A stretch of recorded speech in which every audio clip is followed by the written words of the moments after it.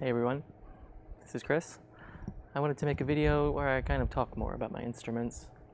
I know I mostly just play and record live concerts in my own little private jam sessions, and those are great and fun, and I appreciate everyone who does that.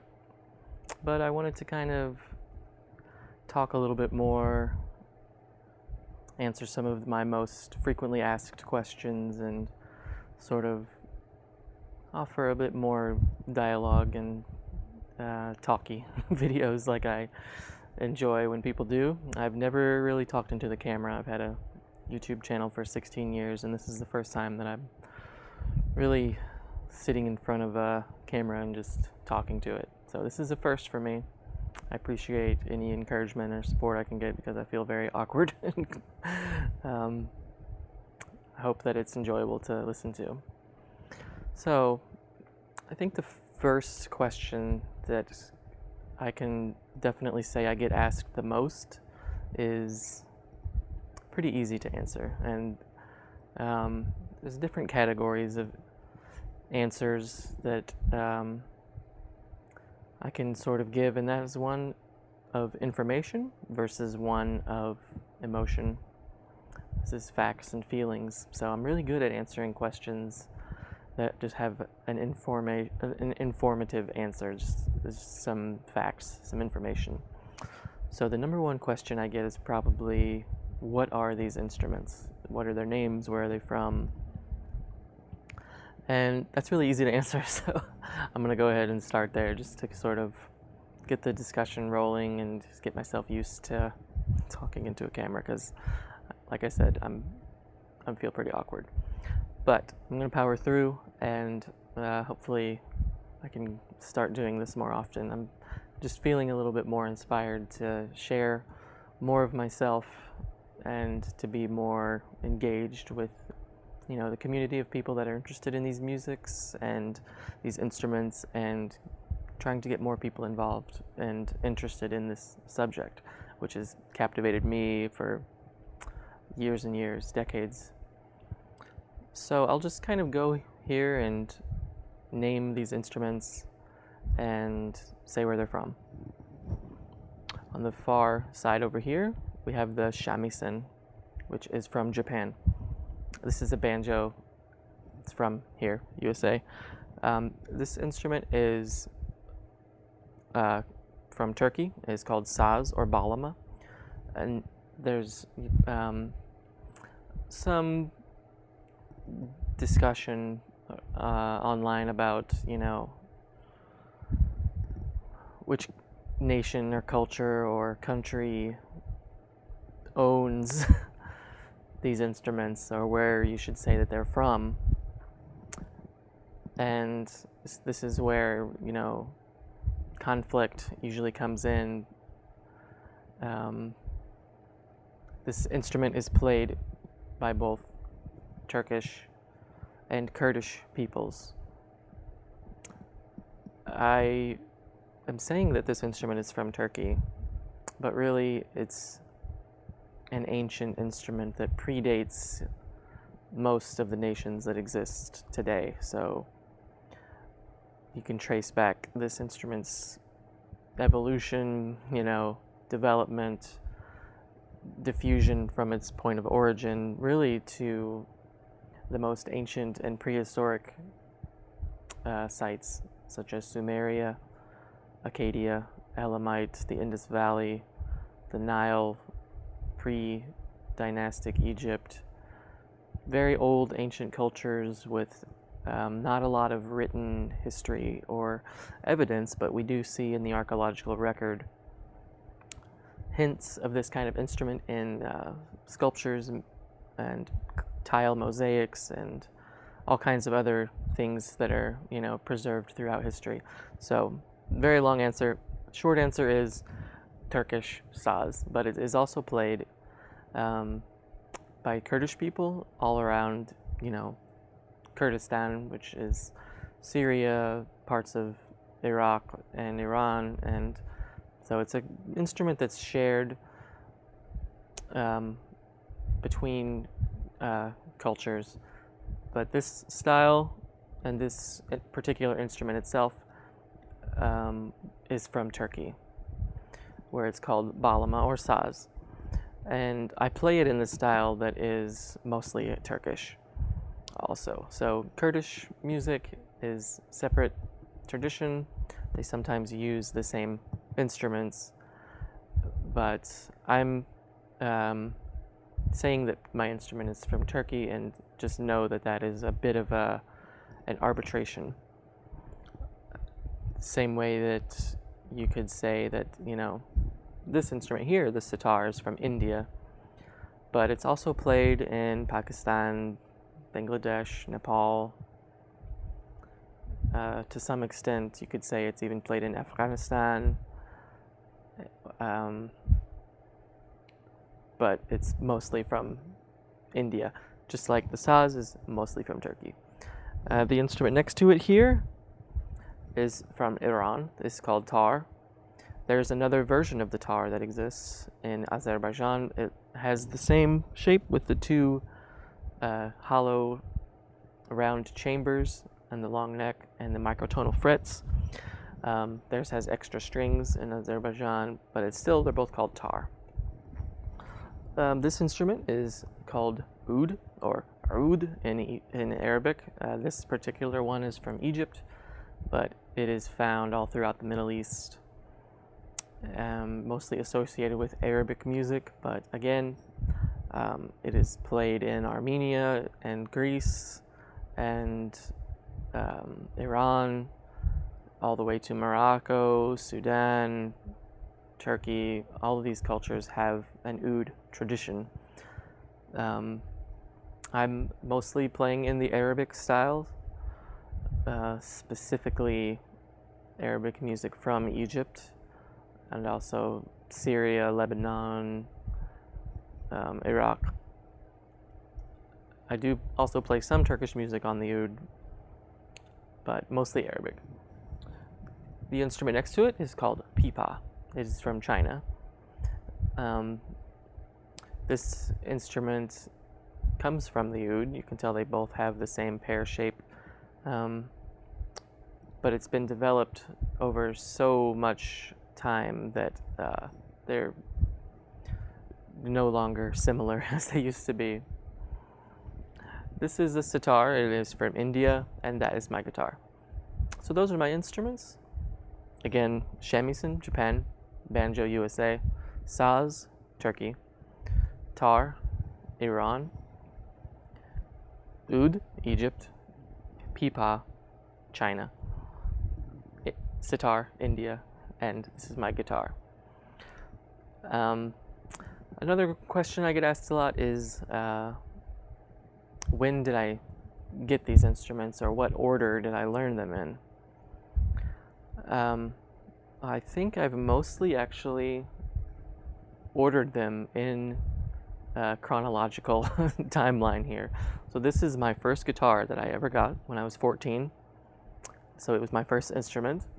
I've played a lot of different types of guitar and styles of music on the guitar, but the guitar was my first instrument. I played when I was very young, and that goes back into my entire life story about who I am as a person and what my life was like growing up in the 90s in Southeast Missouri.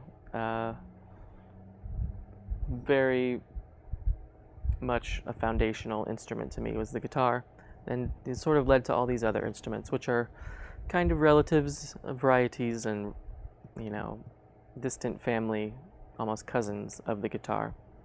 And then I got a sitar in around 2002 or 3. So I was 19 or so. I first heard the sitar on the radio, actually. It was on NPR, or World Music Night, that our college would host on Sunday nights at midnight or so. And I remember tuning in.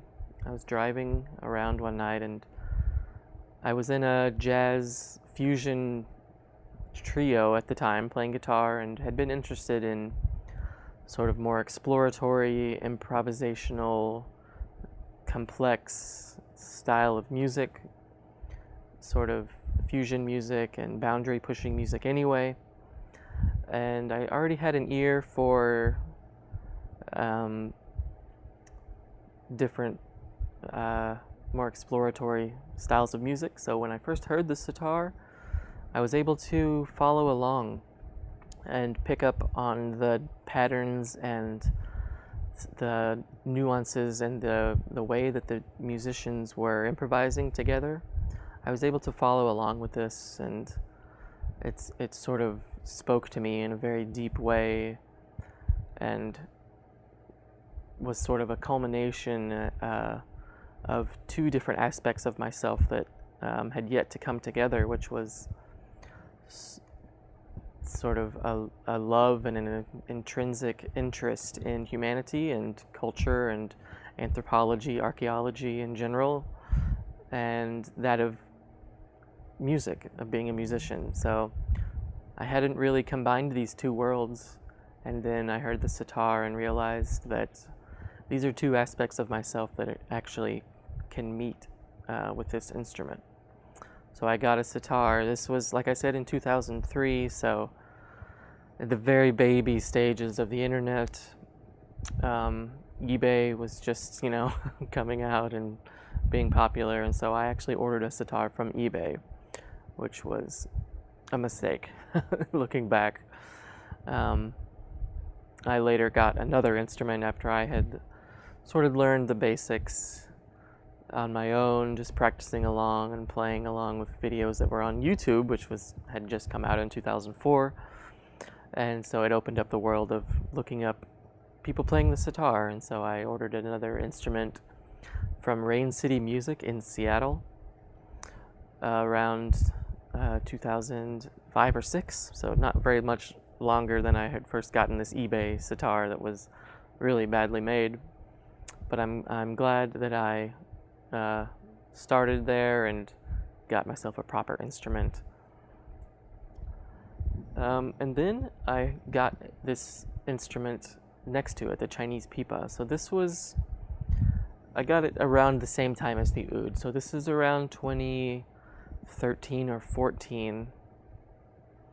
I had heard separately two different duets with the sitar and the Chinese pipa, and the sitar and the oud. So I can still look at these videos, that it says when they were released. So the duet with the sitar and the Chinese pipa was Pandit Shubendra Rao and Gao Hong, who are two fantastic musicians, both of which I've had the honor of talking with. Shubendra actually played a concert in St. Louis. I was able to see him, and even I got to carry his sitar off the stage and into his van, his equipment van, and which was quite an honor. And he was one of my very first influences on the sitar. He has a beautiful style and is very proficient, and he and his wife Saskia, she plays a modified cello, and so they're very beautiful cross-cultural musicians in their own right, and they have a duet with Gao Hong on the Chinese pipa, playing a composition in an Indian raga, Nat Bhairav, and this was my introduction to hearing this instrument, and so I really was taken to its sound and the intricate way that you play it by doing this with your fingers and bending the string like a sitar. So I realized that I just had to have this instrument, and this kind of opened my eyes to the sort of cross-cultural nature of music and the potential to bring cultures together.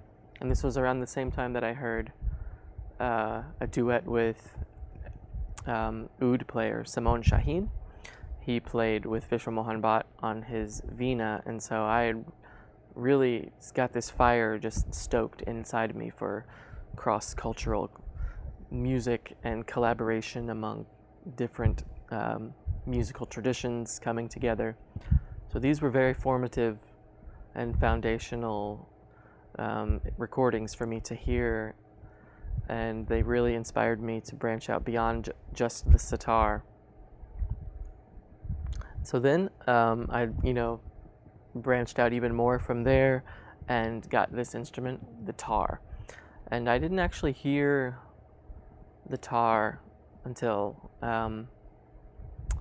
later, but I heard another cross collaboration again with a sitar and Persian music. So I had not been too familiar with Persian music in general. I heard Ustad Shujat Khan, who's actually the nephew of the sitar player who I briefly learned from, Ustad Imrat Khan Sahab.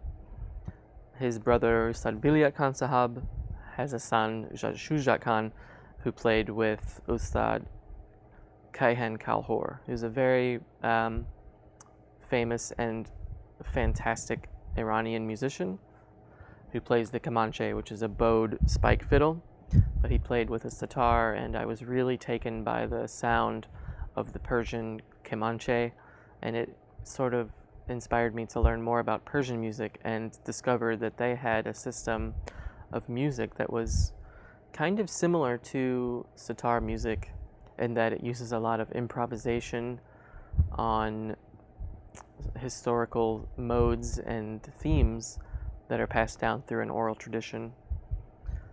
So I was immediately taken by this, and again, just the same cross-cultural collaboration fire was just still burning along and stoking. So I got this instrument in around 2016, so a few years later.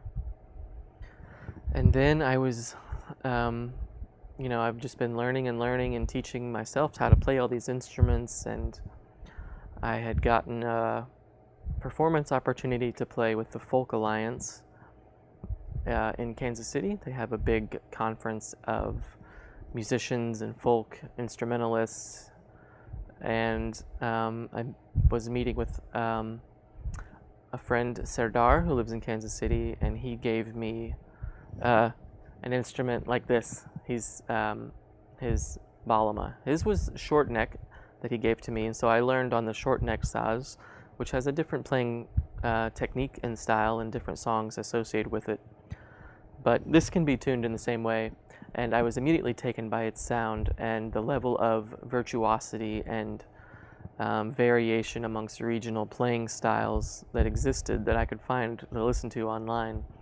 So I spent some time, a lot of time learning traditional Turkish music, Anatolian music, and mostly being inspired by Erdal Erzincan and Çetin Akdeniz, who are two virtuoso pioneers of the saz,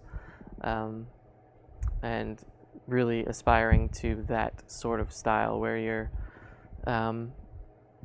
taking folk tunes and turning them into instrumental compositions and playing a very complicated, complex rhythms and melodies and fingering plucking styles.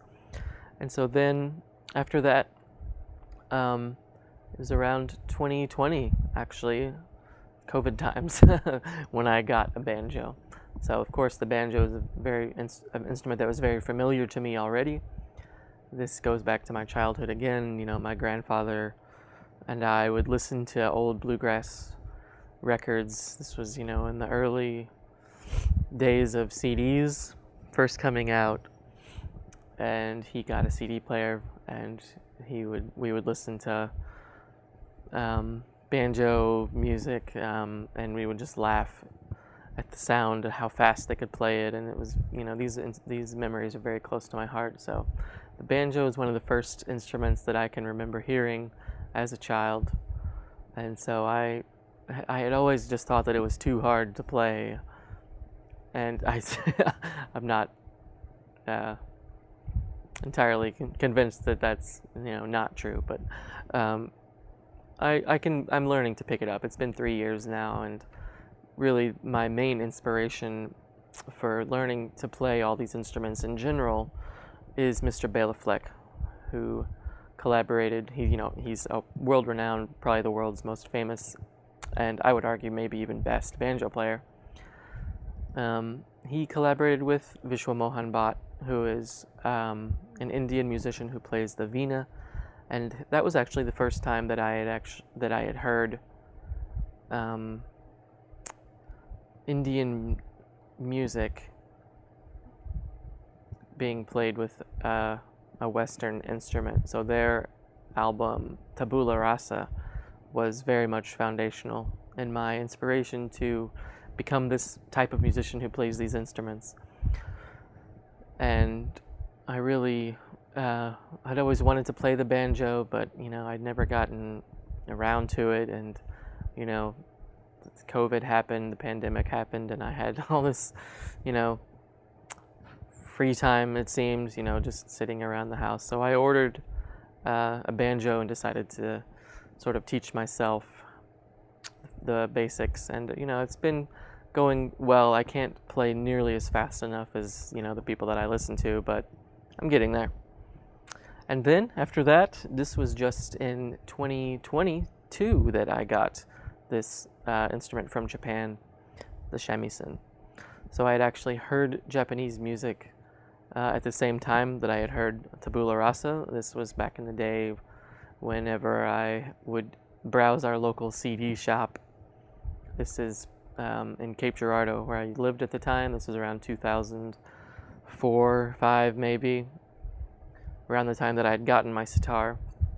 I was inspired to do so partly because I had found Tabula Rasa, and I had listened to that, sitar player that I heard on our college radio station. But I'd also at the same time heard this, or I'd gotten this CD from the local record shop that was koto music. And koto is an entirely different instrument than the shamisen, but they're played together, and they're associated with the same tradition of music. So I had an ear for the Japanese scales and music in general, and I hadn't heard the shamisen really played in the same manner as the rest of these instruments. Now, recently I have.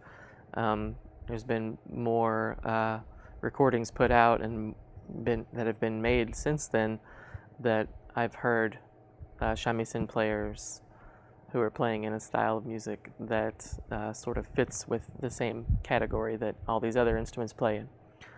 So that's sort of the order that I got these instruments in.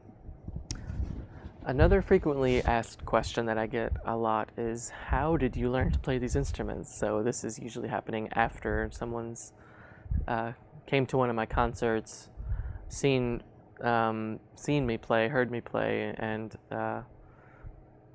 is curious about how I learned. So a lot of these instruments are taught in an oral tradition where you spend a lot of time with a teacher, basically, pretty much living with them day in, day out, just sort of living and breathing the music. It's happening in the background. You're devoting your time during the day and for months, even years on end, just practicing, doing repetition. You're taking classes and things.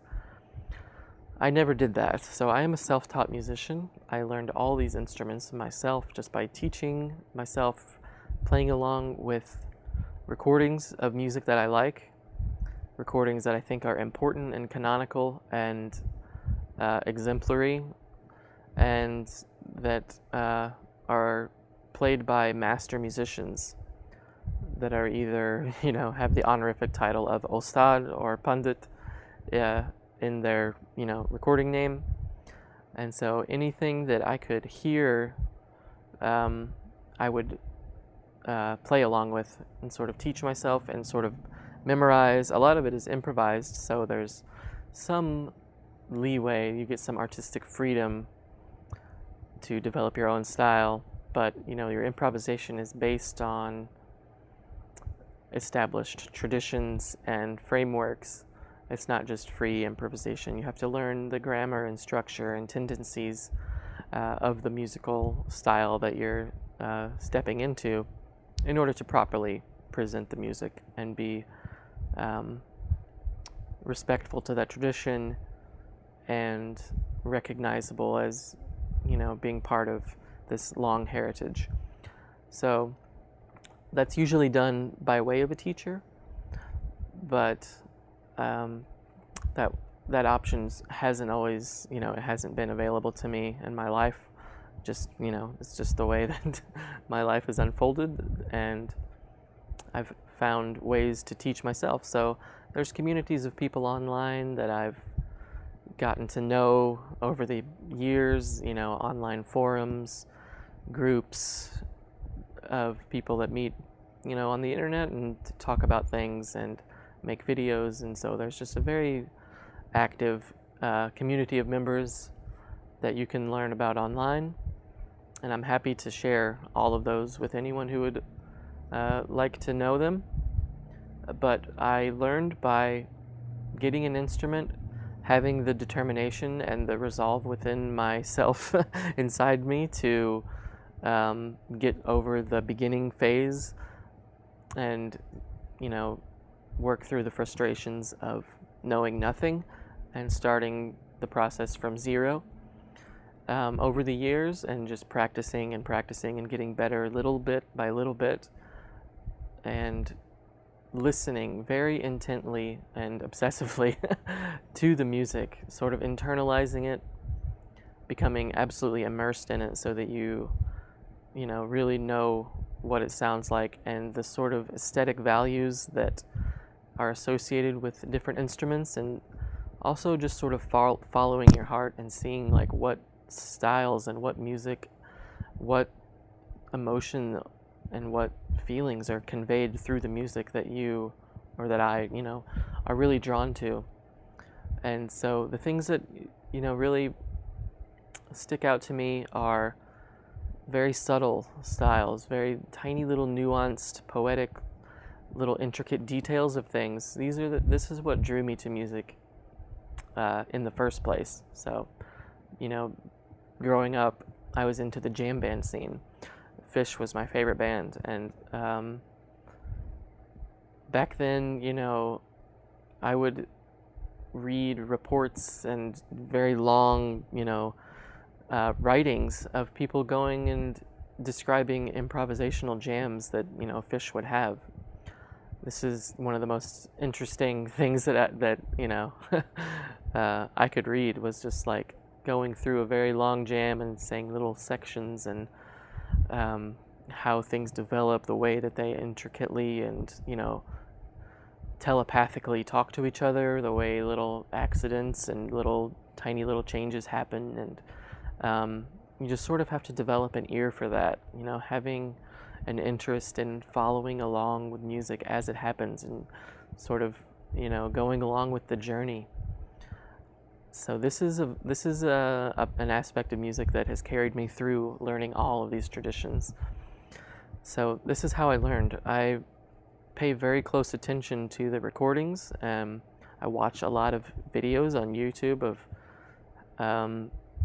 live concerts and, just people playing these instruments. That is extremely helpful and valuable to see how it's done. And just looking for new music, online. All of this music is at our fingertips these days. You just simply type it into whatever device you're listening to this video on, and you can find the music out there. And again, I'm always happy to share names. A lot of these are non-English names, and even titles of songs and things like that, albums. All of this is available to curious listeners. So how I learned was basically just looking up the music that spoke to my heart, listening to it obsessively, and trying to copy them and emulate them and be inspired by them and learn the pieces that they're learning, and just sort of go on deep dives and rabbit holes about, like, especially with improvised music, listening to the same raga over and over again, listening to different instruments playing it, listening to the same artist play at different times so you can hear how it sounds differently and sort of absorb the essence of the music. This is a great way to do that, is listening to the same piece or the same title played by different musicians, played on different instruments, and played in different times. So this is a great way to learn, is to seek out variety among, the different established forms that exist. Another common question I get is, do these instruments have anything in common? Or does the music have anything in common? These are two separate questions, but I think the answer is intuitively for us all, yes, of course they have things in common. This is where you have to get philosophical about music. This is where, you have to think really big and deep thoughts. Like, what is music? I like to relate it to language, and so it's a bit like asking, is the mouth and throat, is there any commonality among the speakers of different languages in their mouths and throats? Of course, all humans share the same vocal cords and teeth and lips and mouth and tongue. We're all capable of making all of the different sounds that any language can make. It's only in the way that we do it that it differs. I think the construction of musical instruments is a very interesting lens into humanity. And all music is sort of related to all languages. It's using sound to express thoughts and feelings and concepts. And anyone is capable of learning any language in the same way that anyone is capable of learning any instrument. So of course, all of these instruments are related.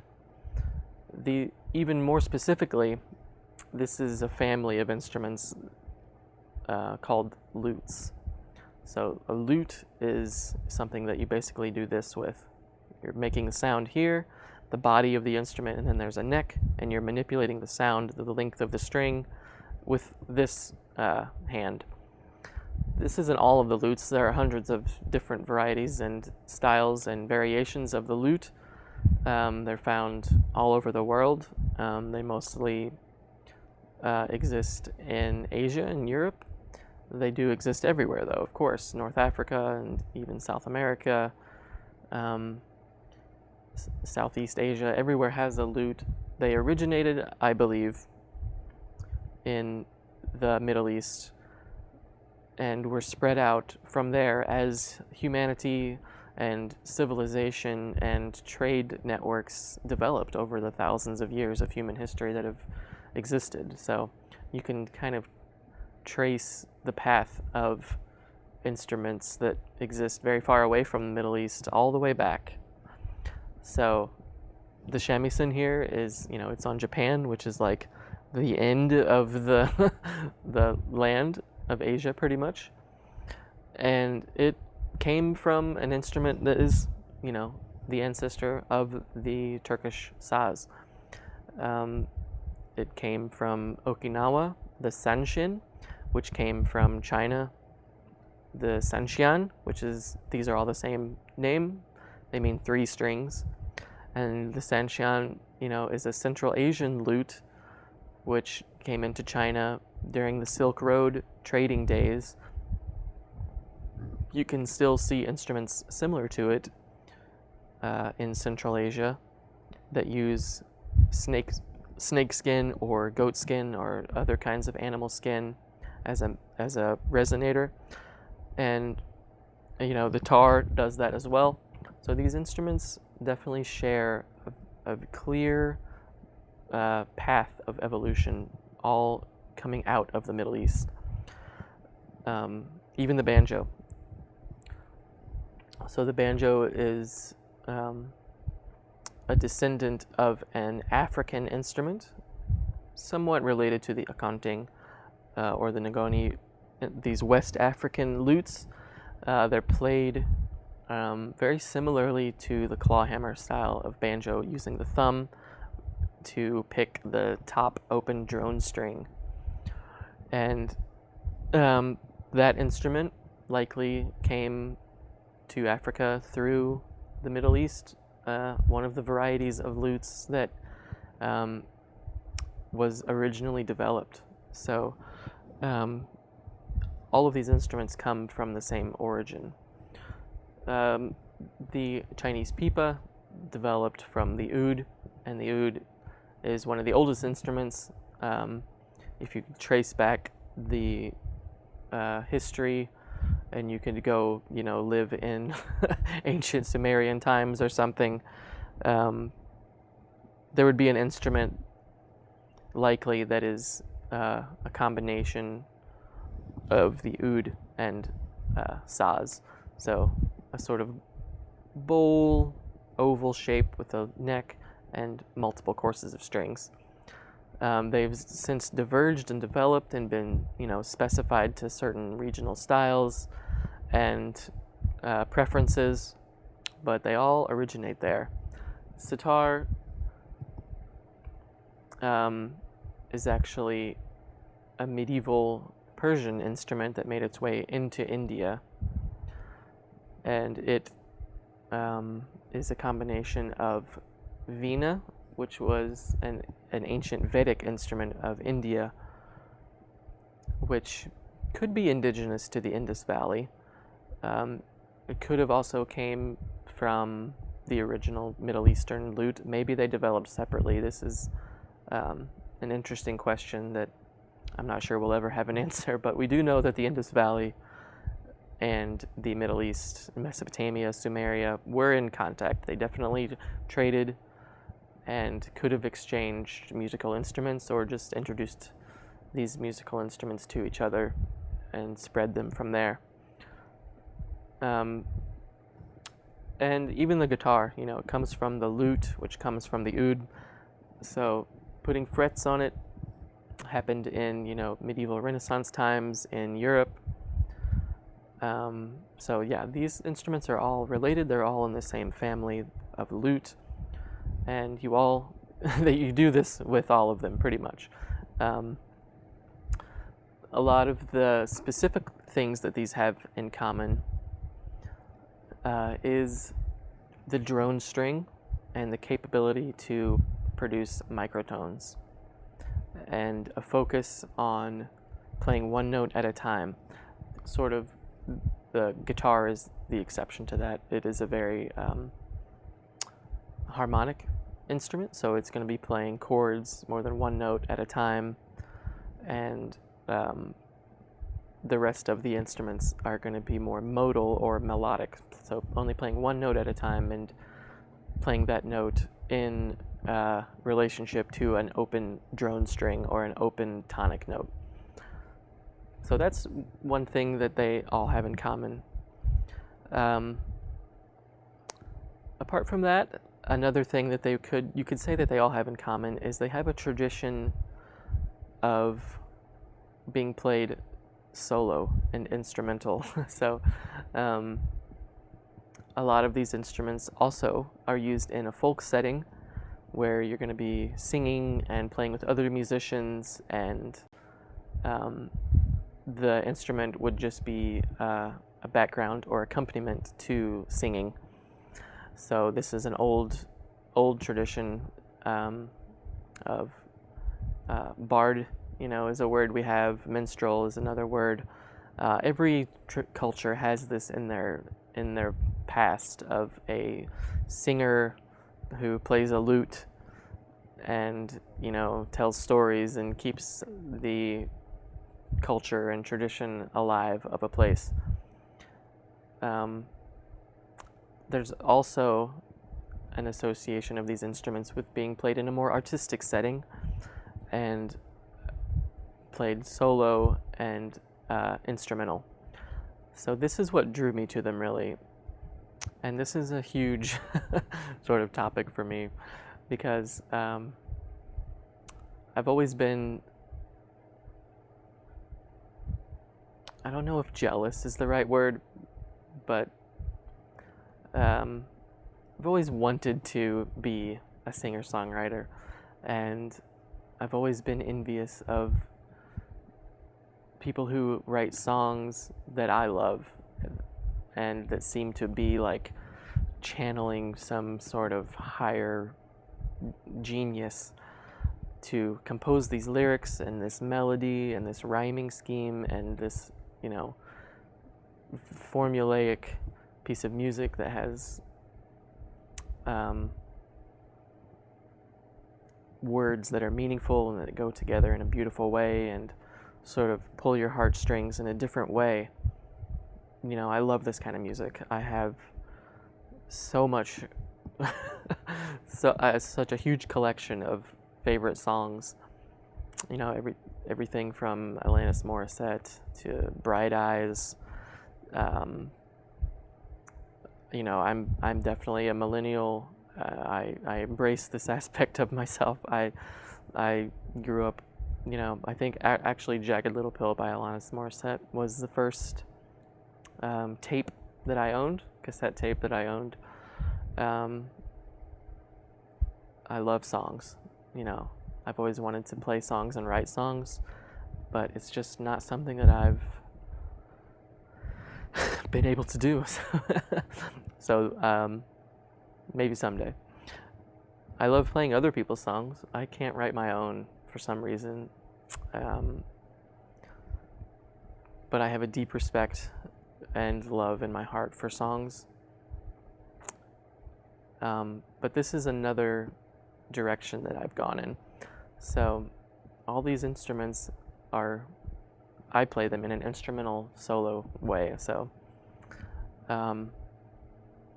that's another thing that they have in common is that they exist in a both folk setting where they're mostly just in the background while there's singing happening, and they also have a tradition of being played solo in a more instrumental artistic setting. And like I said, they have the ability to play microtones. So they do those in different ways. The sitar and the pipa, and to some extent the banjo also, you're going to be bending and pulling the string to change the frequency and the length of the string, which will give you a microtone. It won't be discrete notes like on a piano or when you play a fretted instrument like the guitar where you just play dun dun, the one note after the other, so you're going to get the notes in between. The oud and the shamisen are fretless, so meaning you can play like a violin or a cello any note you want in between the normal, I say normal, but not really normal, the standard keys on a piano. And the tar and the saz have microtonal frets, so these are frets that are tied on, and they are in between the frets on a guitar or a piano.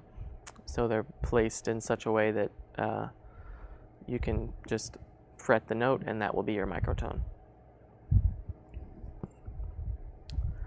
Another common question that I get, which is very hard to answer because there's information and there's emotion here. So it's hard to tell what's what, and it's hard to even know where to start. But that's the question, is how did I get started playing this? And so I kind of already answered when I got the instruments and how I learned them and, sort of the timeline. But I think the question of how I got started playing these or how I got interested in them is a very deep question that the answer isn't as straightforward as like, when did I get it? I can give you the date of when I got it. I can't give you a date of when I became interested in it. This would go back to my childhood and just sort of my foundational development and understanding of the world, just sort of growing up, I was always drawn to culture in general and, the world outside of my little town that I grew up in. I had National Geographic magazines. I was interested in ancient history. Like, I loved learning about the pyramids. I still do. I remember watching like PBS Nova documentaries on, the ancient Greeks and the Great Wall of China and Machu Picchu, and this was very interesting to me. I loved learning about this aspect of study. I was very interested in history. So my family had a sort of connection to Native American artifacts, arrowheads, pottery, jars, and archaeological artifacts and things like that. So this is part of my growing up, was just a deep respect and a vast sort of just sense of wonder at human culture, the vast amount of time that humans have existed, and the ways of life that we've lived, and just the many different ways of regionality and expression, and different styles of life, and just sort of the all-encompassing aspects of humanity.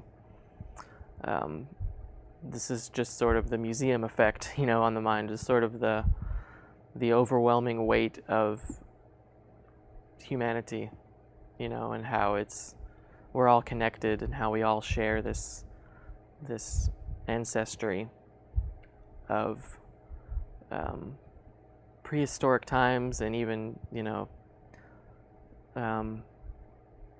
archaic times. Everyone has an ancestor that was a hunter-gatherer, that you can trace your family tree back to someone who chipped flint and lived in an animal hide temporary dwelling and sat around the campfire telling stories. This is in our collective history. This aspect of life is central to the human experience, and it exists in all of our collective ancestry. So this is I thought these things growing up. These were very heavy things to think about, and they were on my mind at a very young age. I had encyclopedias. I had a collection of educational books. I also was into Highlights magazine and Eyewitness books. These things were just happening in the 90s, even in middle school, and it was just sort of around in the time. People were, I guess globalization was sort of the word for it. So I remember, book fairs coming. I would get Highlights magazines about, the Mayans, and the Roman Empire, who built the pyramids, ancient Persian empires. So all of these aspects of culture and humanity, and it's really anthropology, I guess, is the word for it. So I actually went to school originally for anthropology in college. I was that was around 2008 or 9. And so this is an aspect of myself that comes out through this, being this kind of musician. I also sort of veered away from that and grew up as a quote unquote normal millennial teenager, and became very interested in sarcasm and irony, and all of the things that were mainstream at the time for me. I see now that it was actually countercultural, but the counterculture sort of came into the mainstream for a little bit there in our millennial times in the 90s. MTV had very strange shows on that I loved. I sort of grew apart and grew a skepticism of mainstream culture anyway, just because of being interested in anthropology and archaeology at a young age. Sort of like the modern world is this way, and ancient times were this way, and sort of seeing the disconnect there and sort of longing for a more authentic, way of being, and, that being impossible. So just kind of being ironic and being, finding solace in satire, things like SNL, and just making fun of the modern world, and, The Simpsons, all of these things that just sort of poke fun at reality, the modern world, and the modern times. And so I definitely grew up with that kind of vibe as well. It's also just central to my story and my life that I've spent a lot of time alone. I'm an only child. I lived out in the country in the middle of nowhere. I didn't have neighbors. I played a lot of video games. I made a lot of stick forts out in the woods by myself. This is just, so I'm kind of, I blame that for also being drawn to the solo instrumentalist aspect of this music. So that's just sort of central to my personality. Sort of finding some connection with these musicians who just, sit and play an instrument. This is something that has happened throughout history, and I was very drawn to that, and it's just sort of a vibe to just be, enjoying the sound of your instrument. So you have to wonder about like the social, cultural context in which a person plays an instrument.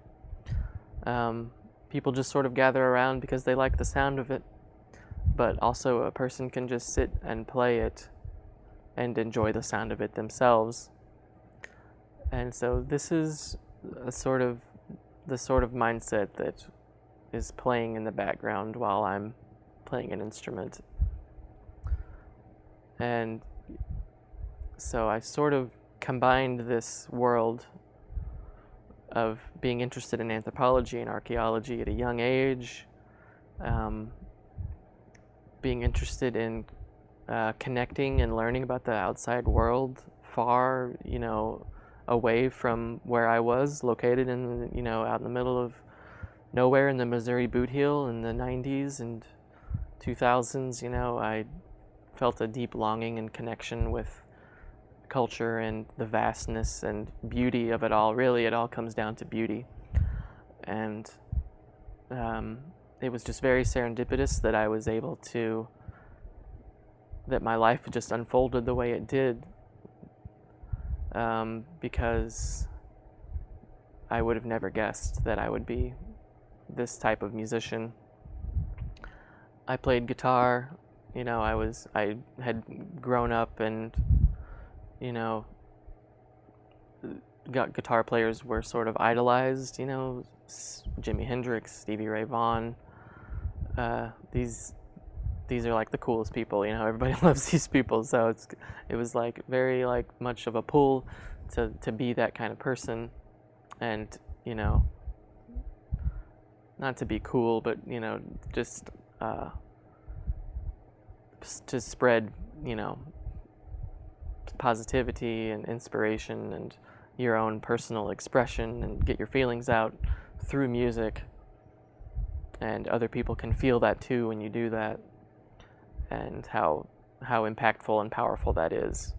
So we're talking, I'm like single digit ages, maybe even just early teens in the 90s. And this is, sort of informs still to this day, what kind of musician I am. And then I sort of grew up a little bit and became interested in learning riffs and, the 90s millennial, alt rock scene. So Green Day, Nirvana, The Offspring, Deftones, all these kind of bands, even Pantera, Metallica. That was my scene, Rage Against the Machine was one of my favorite bands. And I was very much like drawn to the notion of the riff. So a riff is like a central aspect of music for me. All of the instruments that you see here, all of the music that they play, the riff is an aspect in there. So it's just a little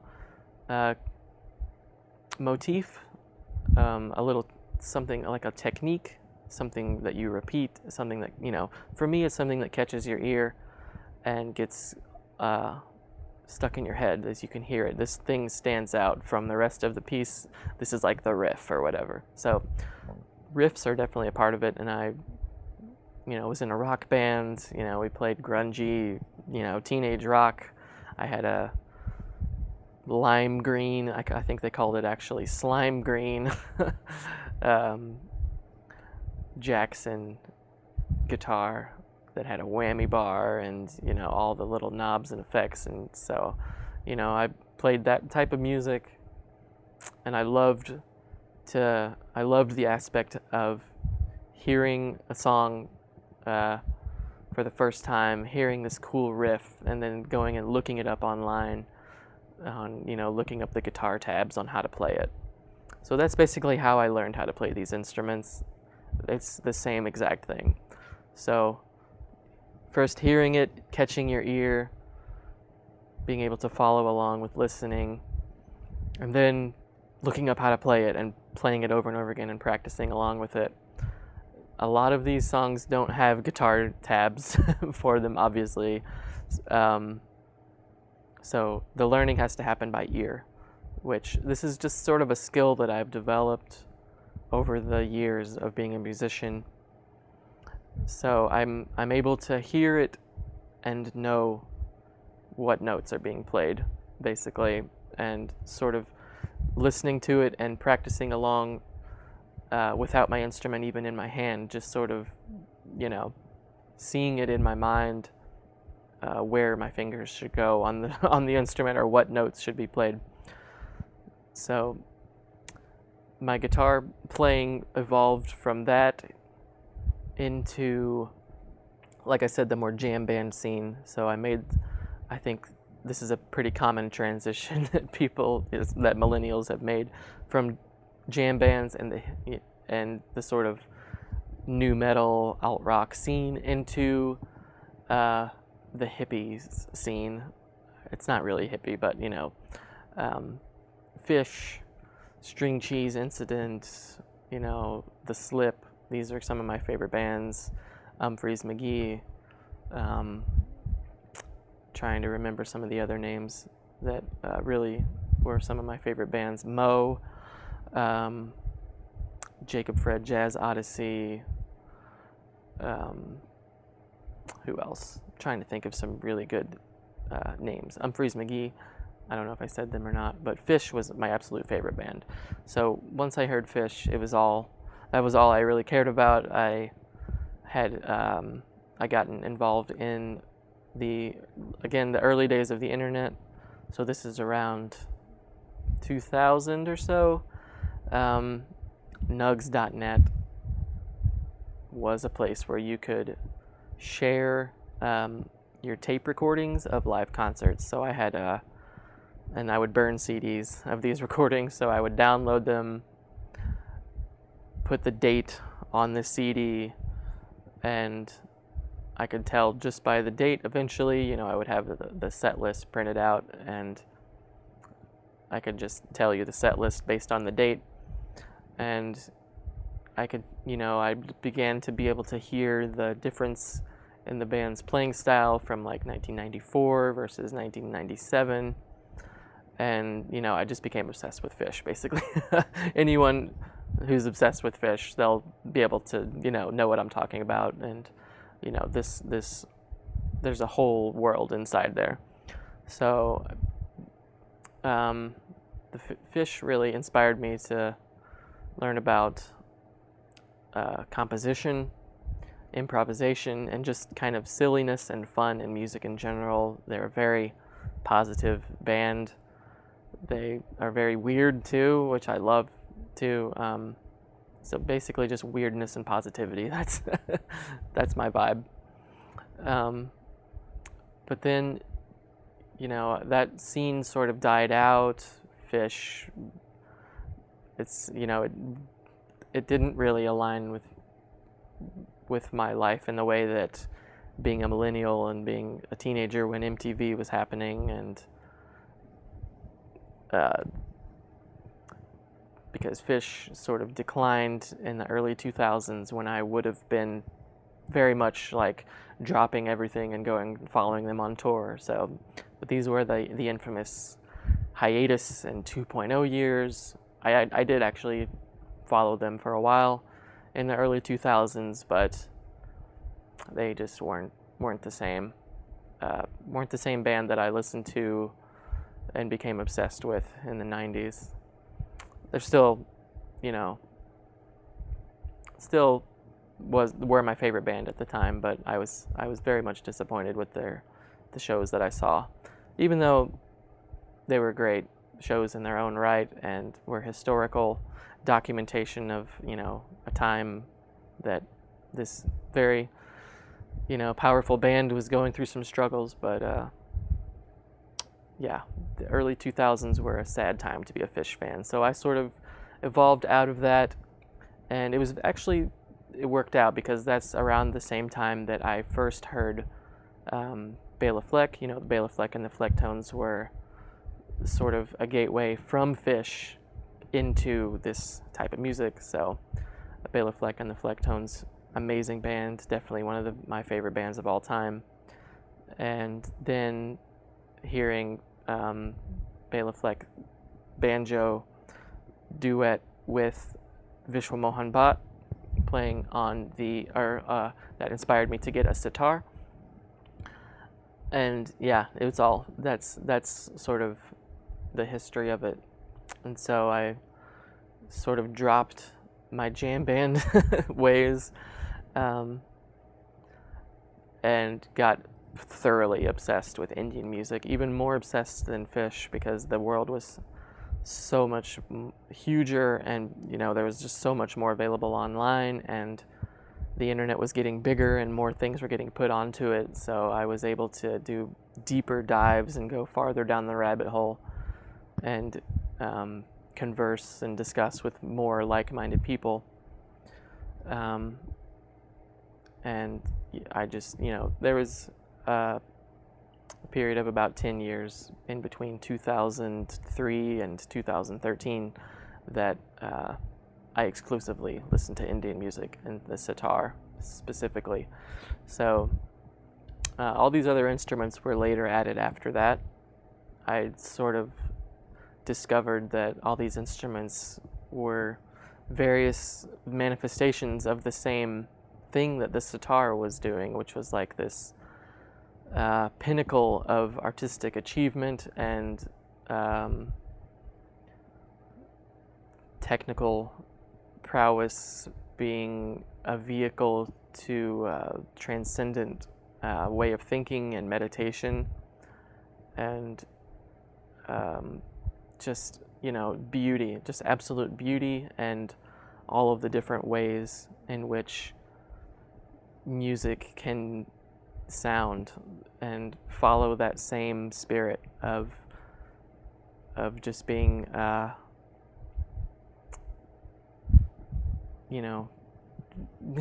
it's hard to describe, but I think the word muse being used to describe music and museums is a very interesting thing to notice.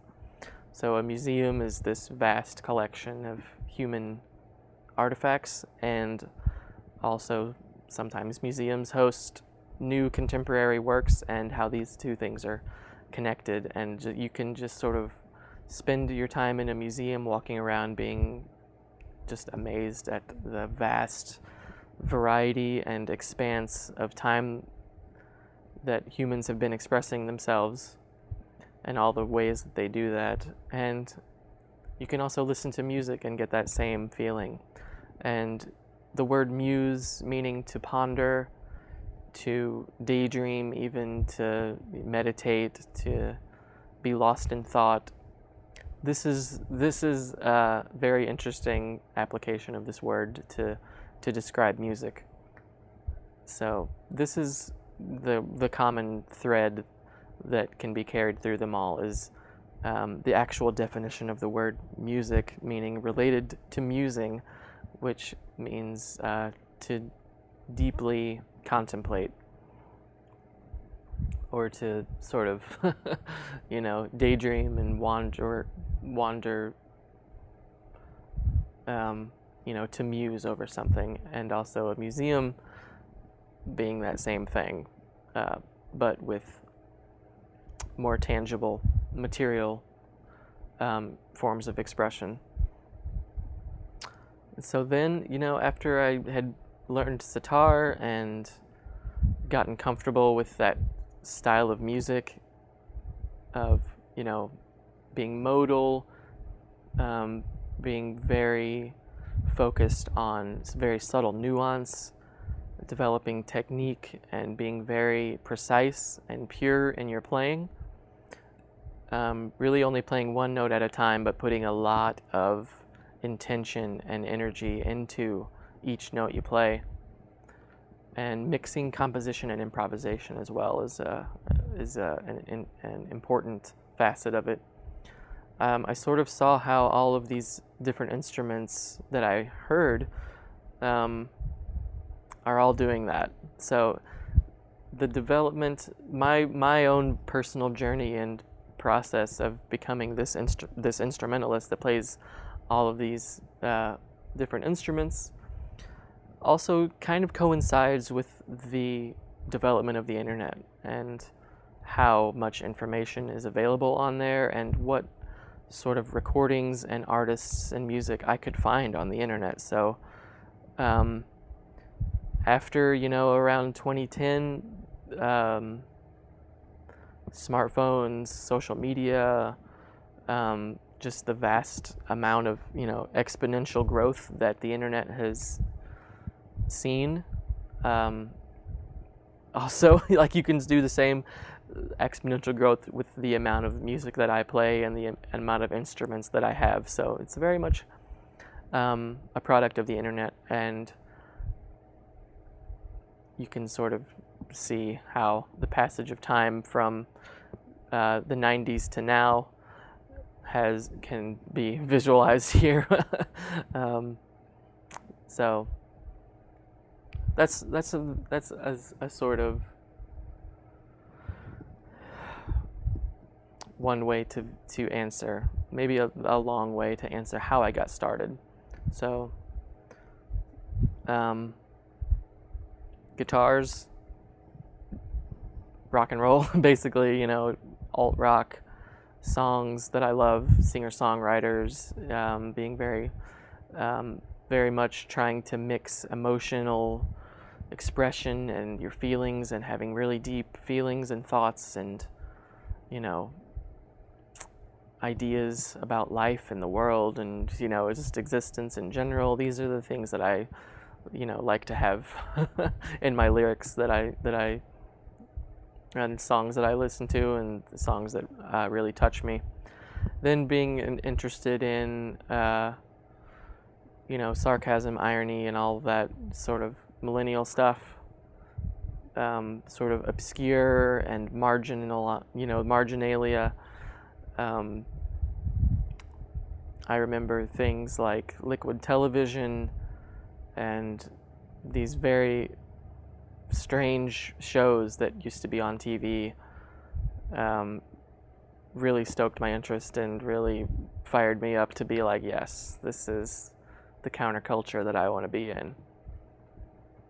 And then that whole scene falling apart, MTV getting killed by reality, whatever, TV shows, that scene dissipated and died off, and I became more involved in the jam band scene, and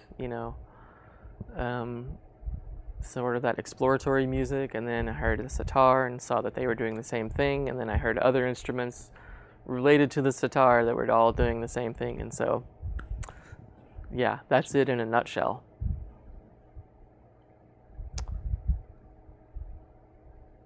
So, hope you guys enjoyed listening to me sort of ramble and go on tangents here about my musical journey, and I hope to hear any questions or comments or anything else you would like for me to discuss in this way. So I'm really hoping to put myself out there more in this way, and I welcome any connections and feedback. I appreciate anyone who listens to this, and I hope to be able to offer myself more in this way. I've sort of been inspired and awoken, I guess, in general, inside by some of the content that I've watched recently. I'm trying to take a new step forward and put myself out there in a new and unfamiliar way. So yeah, this is me talking into a camera. I hope you liked it. Let me know of anything else you want me to talk about, or if any questions you have, or any clarifications, or any sort of anything you want to know about. So I'm very happy. It fills my soul up. It warms my heart to be able to share any information about these instruments and their music and their culture and their history and all of that. And I'm also trying to get more comfortable with sharing my feelings and emotions and ideas and perspectives about, my own personal self, my own personal life.